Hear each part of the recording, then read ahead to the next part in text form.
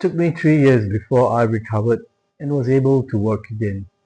How did my family and I survive that? It's not that I didn't want to work, but it affected every aspect of my life. Based on late 2025, early 2026 reports, about 1 in 3, roughly about 33 to 43% Singaporean workers experience high work-related stress or burnout. Some reports indicate even higher levels, with up to 72% reporting recent burnout due to heavy workloads and high-stress environments. Younger employees are most affected, with 50% of those under 40 reporting burnout. This information is from an article in the Straits Times dated 25th September 2025. These are stats for Singapore workers, but what about you tuning in to this video from overseas? According to Spring Health, a global mental health company, their employees survey findings across 5 nations: US, Canada, Mexico, India, and UK, reported that 74% of employees in these 5 countries surveyed say that they have experienced burnout, and that burnout is the norm, not the exception. Now, these stats are available on the Spring Health website from an article dated 27 April 2026. So, are you going through high stress and deep exhaustion at work? That, my friend, is the problem, and the focus of this edition of What's the Problem? Hi, I'm Edward from Restore and Prepare, or REP for short. On this first part of a 4-part series on burnout, I will share 7 pits of burnout.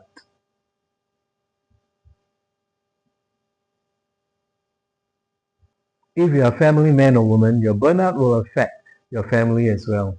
It is never a personal issue. It affects families as well as companies, ministries that you are in. Burnout is never because of your boss that stresses you out or your work. It is never because of your girlfriend or spouse or children. Neither is it because of your environment or your perceived lack of incompetence. And definitely not because others are better than you or companies' politics. No, burnout is always because of us, digging pits so deep that we will eventually fall into one day totally burnout. We all have different thresholds to burning out and start burning out at different stages. For me, after 10 years serving in the ministry, I dug pits that I gradually began to fall into and totally experienced comprehensive burnout in my life that affected my family, my whole life quite literally. Many times, burnout is discovered very much later. I will share now 7 pits of burnout. Number 1, digging the pit of ministry is my life or work is my life. Your identity as a person is so meshed up with your work, ministry, that it becomes your life. You live and breathe work or ministry if you're on full time. There's just a drive in you to go deeper into work or ministry, whether it is because of the expectations of your bosses or the KPIs or just your own personal drive for success and to climb up the corporate ladder. You just have this drive in you. You become the incarnation of your work, your ministry, and you lose focus on other aspects of your life. Your children, your spouse, family, time, even your meals, relaxation, relationships, health, and you neglect yourself. You are just digging deeper and deeper into the pit of what is life. So we got to be careful in this first pit. Number 2, digging the pit of goals that's beyond you. Your present capability, skills, health, or even your work experience and your awareness of the present task is difficult for you to cope. The responsibility or delegated duty or things that are given to you to take over from is beyond you. You're not there yet.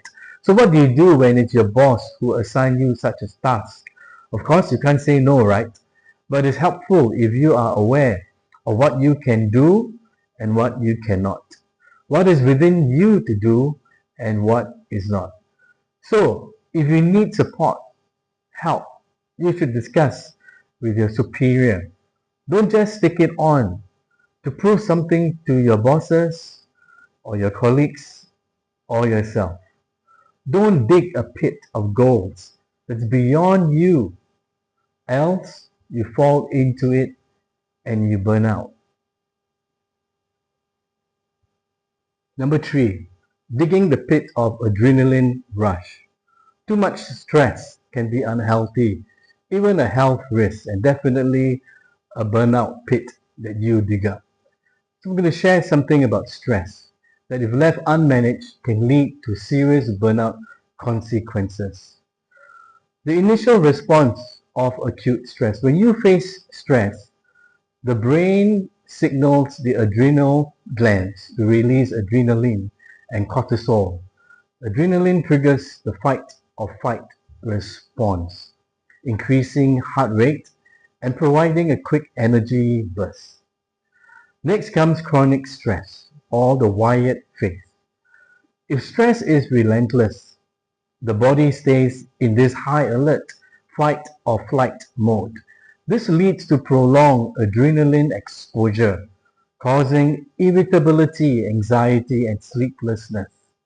And thirdly, burnout, the tired phase. Eventually, the adrenal glands cannot keep up with the demand, leading to adrenal exhaustion. Cortisol levels crash, resulting in profound fatigue, depression, low motivation, and mental fog. Be aware of stress. Maybe you should stop for a moment today or this weekend and ask yourself questions about how stress is affecting you at work, in relationships with your family, or your health. Number four, the pit of pride. When you feel you are special, favored, when you feel like you can do anything and it will just turn into gold. But have you taken a look at who is beside you and below you at work? Your colleagues, juniors, and how you are treating them. Are they feeling the stress from you? Pride may just derail you one day because you don't keep an account of the stress that you are dealing with, goals that you are reaching that's stretching you thin, going beyond what you are capable of, and no awareness of that. And what have become your life? The pits that you have been digging before you. So you got to be careful because pride always comes before a fall. Number five, when others dig the pit of KPIs for you, you perform or out you go. Change of focus. When you first started your job, wow, it's exciting. You got what you wanted, job, ministry, your family relationship, all great. Good start, good pay, nice boss, and etc. But after a few months, how things have changed. Yearly appraisals, performance now become key. It's included in your pay rise, your promotion is in jeopardy if you don't perform. That builds tension, anxiety, stress. And that could land you into the pit of burnout because of stress, because of anxiety. Number six, digging the high achiever or workaholic pit. No one is immune to stress. Perhaps one may have greater or higher threshold for stress. But all the other pits, the earlier five pits mentioned, may have already been dug deep without you realizing as a high achiever, workaholic. High achievers do fall to burnout. In fact, high achievers, workaholics, are roughly 20% more likely to experience burnout than average performers. Beware what you are digging for yourself. And number seven, the last bit, is digging the pits of neglect. What do I mean here? Number one, it's a lack of reflection or accountability to yourself, just to yourself. We forget or get so sucked into the system of work, ministry, that we neglect our own needs. We don't reflect back on what we are neglecting in the other areas of our lives because we are busy trying to achieve what we want, to accomplish our goals of success. And then also we neglect self-care, no self-care, no taking care of your own needs. When you thought you had a life that is work, but just living for work, career, or even ministry, just concentrating your life on that is no life at all. Is burnout becoming the problem in your life now? Or is it already? If it is, what do you do then? Consider these three actions that I'll be sharing with you. Number one, start with reflection. Go through these 7 points again and share or speak to someone about it.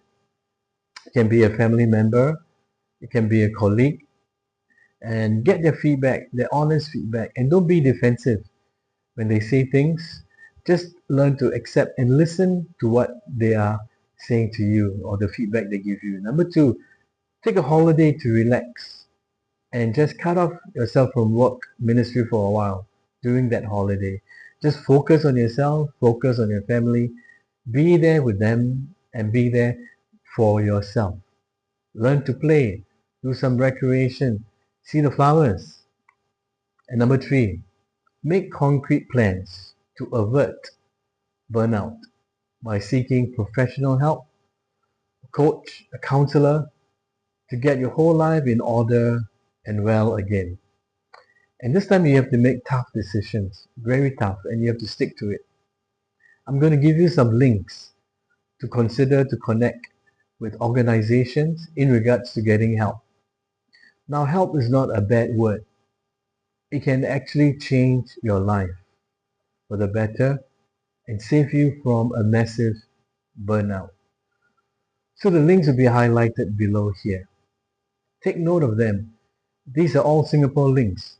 But if you are from another country watching this video, please do get help from organizations, social organizations, counseling organizations in the country that you are in. Don't leave yourself alone. So that ends this topic on burnout in this segment of rap called What's the Problem? And I hope the tips and the suggestions given to you are helpful to help you overcome burnout and live a healthy, wholesome life. Thank you. God bless you.